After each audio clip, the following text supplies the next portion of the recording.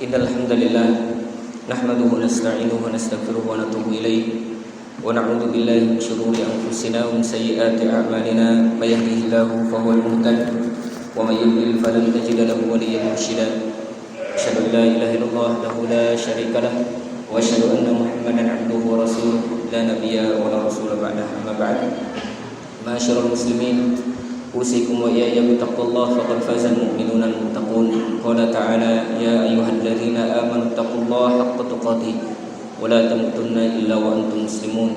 Wa qala ya ayyuhan nasu ittaqu rabbakum alladzi khalaqakum min nafsin wahidah wa khalaqa minha zawjaha wa batha minhuma rijalan katsiran wa nisaa'a wattaqullaha alladzi tasaaluna bihi wal arham innallaha kana 'alaykum raqiba. Wa qala ya ayyuhalladzina amanu taqullaha wa qulu qawlan sadida yuslih lakum a'malakum wa yaghfir lakum dhunubakum wa may yuti'illaha wa rasulahu faqad faza fawzan 'azima. Amma ba'd, fa inna asdaqal hadithi kitabullah wa khairul hadi hadi Muhammadin sallallahu alaihi wasallam, syarrul umuri muhdatsatuha fa inna kulla muhdatsatin bid'ah fa kullu bid'atin dhalalah fa kullu dhalalatin finnar. Allahumma salli wa sallim wa barik ala nabiyyina Muhammadin wa ala alihi wa sahbihi ajma'in. Amma ba'd. Kaum muslimin yang semoga dimuliakan oleh Allah Subhanahu wa taala, ada penyakit yang mana penyakit ini banyak sekali menggerogoti kaum muslimin pada saat ini. Dan banyak orang-orang lalai dari menyikapi tentang penyakit ini. Dan penyakit ini bisa memudaratkan kita dunia dan akhirat kita. Tidak hanya di dunia, tapi ternyata di akhirat kita pun akan mudarat. Bukankah kita ketika ada penyakit dunia seperti corona kemarin yang terdatang kepada kita, kemudian diberikan oleh Allah kepada kita, kita sibuk bagaimana cara mencegahnya sehingga tidak terjadi kepada tubuh kita atau kepada keluarga kita. Tapi ternyata ada penyakit yang mana penyakit ini bisa menggerogoti kehidupan dunia kita dan bisa menghancurkan kehidupan akhirat kita. Bahkan umur tidak akan berkah, kehidupan tidak ada gunanya ketika penyakit ini terjangkit oleh diri kita. Ala wa huwa taswif.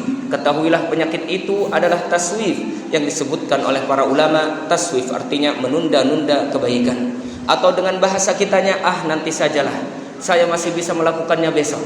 Sehingga kata para ulama, taswif adalah dengan dia mengatakan an yaqul, dia mengatakan sa'atubu ghadan, saya akan bertobat besok, wala ya'ti ghadan, dan ternyata besok tidak datang, atau mungkin besok datang tapi dia sudah tidak ada. Maka inilah yang disebut taswif. Dan para ulama mengatakan bahwasanya at-taswif jundun min junudil iblis. Hati-hati, menunda-nunda suatu amalan itu adalah salah satu di antara tentara-tentaranya iblis. Jadi seseorang ketika ingin melakukan kebaikan, kebanyakan orang itu menunda-nunda, nanti saja saya lakukan besok, saya masih ada waktu, saya masih sibuk, saya belum punya waktu luang. Maka ketika kita mau mengerjakan, tapi ternyata sudah tidak ada lagi kesempatan untuk kita. Sehingga para ulama mengatakan wala tarji amal yaumi ilal ghad, jangan engkau tunda amalanmu hari ini. Engkau mampu beramal hari ini ibadah, hakmu terhadap Allah engkau tunaikan, kerjakan. Engkau bisa menunaikan hak kepada orang lain hari ini, kerjakan. Jangan tunda amalanmu untuk besok. Kenapa? Karena kata para ulama, la'alla ghadan ya'ti wa antum faqidun. Boleh jadi besok datang tapi kita sudah tidak bisa bertemu dengan besok lagi. Ma'asyiral muslimin yang semoga dimuliakan oleh Allah Subhanahu wa taala. Inilah penyakit yang akan menggerogoti kehidupan dunia dan akhirat kita. Bahkan Rasulullah sallallahu alaihi wasallam menyebutkan tentang para perempuan yang kenapa banyak masuk neraka. Salah satu di antara penyebabnya li'anna kunna tusawwifnal khairat, karena kalian wahai perempuan selalu banyak menunda-nunda kebaikan. Maka dari itu ini bukan hanya untuk perempuan, laki-laki pun diancam oleh Allah dan Rasulnya supaya jangan menunda-nunda kebaikan. Karena banyaknya menunda-nunda kebaikan itu akan menyebabkan kita tak mampu lagi melakukan kebaikan tersebut. Bahkan Hasan al-Basri rahimahullah beliau mengatakan, iyyakum wat taswif, hati-hati dan waspada dengan taswif, menunda-nunda kebaikan. Nanti saja saya kerjakannya, hati-hati. Kenapa? Kalau engkau hidup pada saat ini, maka itulah amalanmu untuk saat ini. Kalau engkau hidup besok, maka itulah amalanmu besok. Jangan sampai engkau menyesal ketika engkau sampai besok. Jangan engkau sesali hari ini yang terlewat dari kebaikan yang tidak engkau kerjakan. Maka dari itu ma'asyiral muslimin yang semoga dimuliakan oleh Allah Subhanahu wa taala, hati-hati dengan taswif. Salah satu di antara sebab kenapa banyak orang-orang yang menunda-nunda kebaikan untuk tidak dikerjakan. Yang pertama kata para ulama, li'annahum yu'thiruna al-hayatad dunya, karena mereka lebih memilih kehidupan dunia, lebih fokus terhadap kehidupan dunia, lebih cenderung kepada kehidupan dunia dan selalu tamak terhadap kehidupan dunia. Maka pada akhirnya nanti saja saya ibadahnya. Saya masih muda, gampang nanti kalau tua saya mau ibadah dan saya mau bertobat. Saya masih kaya, gampang nanti kalau sudah miskin saya baru sedekah. Saya masih sehat, gampang kalau sudah sakit saya nanti ibadah. Maka terus seperti itu menunda-nunda kebaikan, maka disebabkan karena mereka lebih memilih kehidupan dunia. Apa kata Allah dalam Al-Quran? Bal tu'thirunal hayatad dunya. Mereka lebih memilih kehidupan dunia sehingga akhirat dinanti-nanti. Dunia dulu, yang penting mah akhirat nanti. Maka dari itu ma'asyiral muslimin, ini penyebab yang pertama. Jangan kita terlalu fokus terhadap dunia, tapi fokuslah terhadap akhirat. Allah subhanahu wa ta'ala memerintahkan akhirat, bersegeralah kalian. Wasari'u ila magfiratin min rabbikum wa jannatin arduhas samawati wal ard. Bersegeralah kalian kejar tuh surga yang luasnya seluas langit dan bumi. Tapi kalau masalah dunia, masalah kehidupan kita di dunia, wamshu fi manakibiha, jalan saja, nggak usah terburu-buru. Rasulullah sallallahu alaihi wasallam mengatakan, sesungguhnya bersegera dalam segala sesuatu itu keburukan, tapi kalau dalam masalah akhirat itu harus disegerakan. Perlahan-lahan, tidak tergesa-gesa dalam segala urusan dunia, itu lebih baik bagimu. Tapi kalau dalam masalah akhirat, engkau harus bersegera dan engkau harus lari, kata para ulama. Maka dari itu ma'asyiral muslimin yang semoga dimuliakan oleh Allah subhanahu wa ta'ala, ini sebabnya karena kita terlalu mementingkan dunia sehingga menunda-nunda amal kebaikan. Ma'asyiral muslimin yang semoga dimuliakan oleh Allah subhanahu wa ta'ala. Yang kedua, kathratul amani. Banyak sekali angan-angan. Saya ingin ini, saya ingin itu, saya ingin ini, ingin kaya, ingin ini, ingin itu. Semua banyak angan-angan di otak.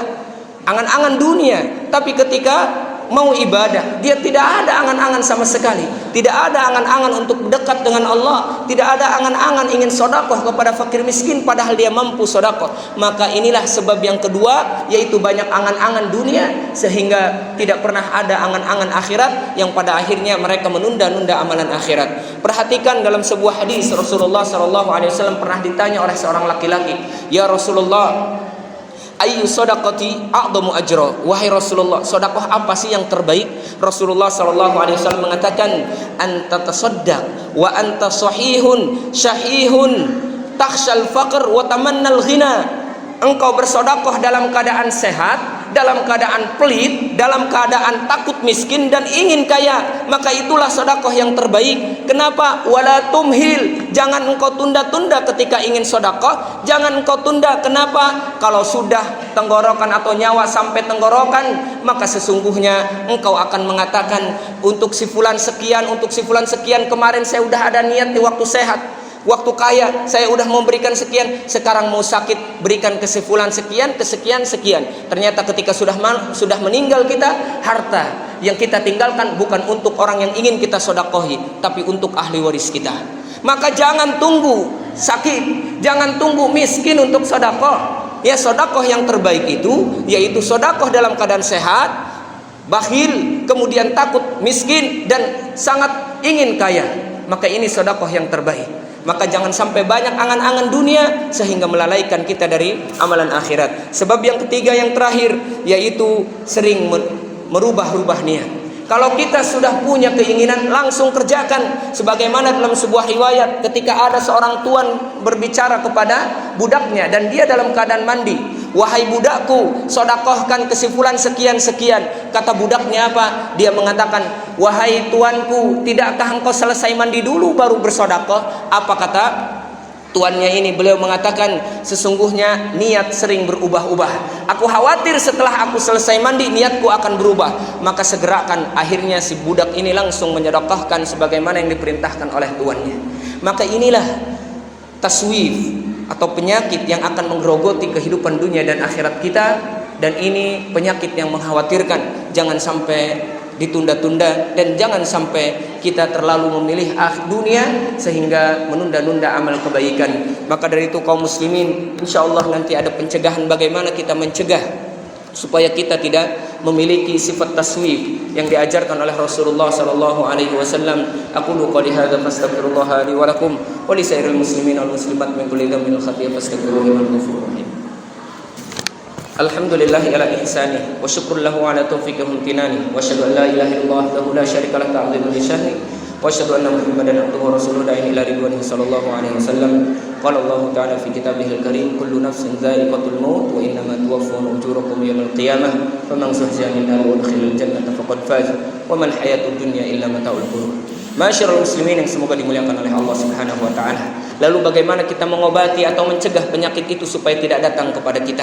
Maka kata para ulama, sebagaimana hadis Rasulullah sallallahu alaihi wasallam, yang pertama obatnya atau cara mencegahnya itu aktsiru dzikril maut, perbanyaklah mengingat kematian. Kalau orang selalu mengingat kematian, dia tidak akan pernah menunda-nunda kebaikan. Bahkan Rasulullah mengajarkan aktsiru dzikri hadimil ladzat, ya ingatlah segala penghancur kelezatan yaitu kematian. Di dalam salat Rasulullah mengajarkan juga aktsiru dzikril maut fi salatika, ingatlah kematian dalam salatmu, karena orang laki-laki kalau dia ingat kematian dalam salatnya faharyun an yuhsina salatahu, maka dia pasti akan selalu memperbaiki ibadahnya tersebut kalau dia mengingat kematian, karena dia tidak tahu kapan ajal akan datang kepadanya, maka dia akan segera menyegerakan kebaikan. Maka ini obat yang pertama atau pencegahan yang pertama, ingatlah kematian, maka kita akan menyegerakan kebaikan.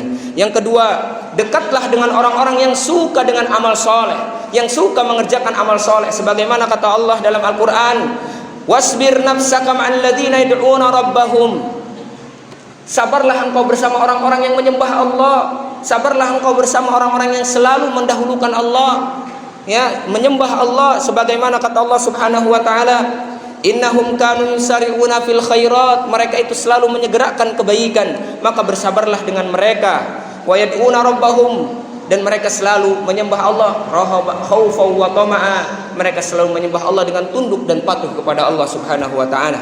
Kemudian kata Allah, wala tattabi sabila man wattabi sabila man anaba ilaik, ikutilah jalan orang-orang yang selalu kembali kepadaku, kata Allah Subhanahu wa taala. Kemudian di dalam ayat yang lain Allah mengatakan, wala tattabi ahwaahum, jangan ikuti hawa nafsu mereka, wala tattabi, jangan ikuti siapa saja yang hatinya lalai daripada aku, kata Allah Subhanahu wa taala. Maka inilah cara yang kedua untuk kita mencegah perbuatan taswif, yaitu dekat dengan orang-orang yang selalu mendahulukan kebaikan. Dan yang terakhir yaitu melihat contoh kepada orang-orang yang terdahulu atau orang-orang yang sekarang yang diberikan kehidupan yang nyaman oleh Allah karena dia mendahulukan kebaikan, bahkan surga diberikan oleh Allah kepadanya, sebagaimana kata Allah, ulaika yusari'una fil khairat wa hum laha sabiqun. Orang-orang yang masuk surga itu ternyata rata-rata mereka selalu mengutamakan kebaikan dan menyegerakan kebaikan. Was-sabiquna as-sabiqun ulaika humul muqarrabun. Orang yang ternyata mendahului kita untuk masuk surga, mereka itu yang didekatkan oleh Allah dengan dirinya, disebabkan karena mereka lebih mendahulukan kebaikan. Maka wa fi dzalika falyatanafasil mutanafisun, maka berlomba-lombalah kalian dalam masalah kebaikan, tapi masalah dunia jangan berlomba-lomba. Itsar, dahulukan orang lain barulah dirimu, tapi kalau masalah akhirat jangan engkau berikan kepada orang lain. Itu saja, semoga Allah Subhanahu wa taala menjadikan kita orang-orang yang selalu mendahulukan kebaikan, kemudian kita terhindar daripada taswif, menunda-nunda kebaikan, sehingga kita termasuk yang diberikan oleh Allah sifat penduduk surga, ulaika yusari'una fil khairat, yang disebutkan tadi, kita selalu menyegerakan kebaikan. Innallaha wa malaikatahu yusalluna 'alan nabi ya ayyuhalladzina amanu sallu 'alaihi wa sallimu taslima. Allahumma shalli 'ala Muhammad wa 'ala ali Muhammad kama shallaita 'ala Ibrahim wa 'ala ali Ibrahim innaka Hamidum Majid. Allahumma barik 'ala Muhammad wa 'ala ali Muhammad kama barakta 'ala Ibrahim wa 'ala ali Ibrahim innaka Hamidum Majid.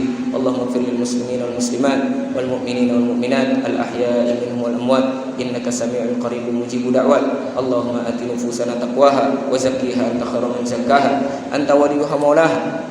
Allahumma ij'al yawmina khairan min amsina waj'al ghadana khairan min yawmina. Allahumma taqabbal minna a'malana, Allahumma taqabbal minna a'malana, Allahumma taqabbal minna a'malana. Rabbana ighfir lana warhamna wa'afina warzuqna, Rabbana ighfir lana warhamna wa'afina warzuqna. Rabbana atina fid dunya hasanah wa fil akhirati hasanah wa qina adzabannar. Fadlika subhana rabbika rabbil izzati amma yasifun wa salamun alal mursalin walhamdulillahi rabbil alamin. Ibadallah, innallaha ya'muru bil 'adli wal ihsan wa ita'i dzil qurba wa yanha 'anil fahsya'i wal munkari wal baghi ya'idukum la'allakum tadhakkarun. Qumu ila salatikum.